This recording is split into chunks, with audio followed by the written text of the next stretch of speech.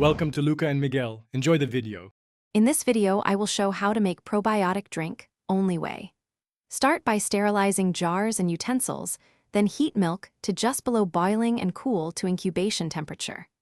Add a measured starter culture like yogurt or probiotic powder, stir gently, and seal the jar.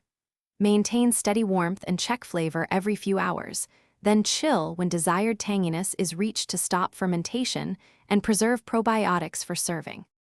Gather 1 liter of milk or plant base, a reliable starter culture, and clean jars to begin. Heat the base gently, then cool to the recommended incubation temperature before adding culture. Stir in the starter thoroughly to distribute microbes, seal the container, and keep it warm and undisturbed for the required hours. Taste periodically and refrigerate once you like the tang for best probiotic preservation and flavor balance. Control temperature carefully, since steady warmth equals consistent probiotic activity and predictable flavor. Use simple tools like a yogurt maker, insulated container, or warm oven to keep the culture comfortable. Avoid extreme heat, which kills microbes, and avoid metal contact with sensitive cultures.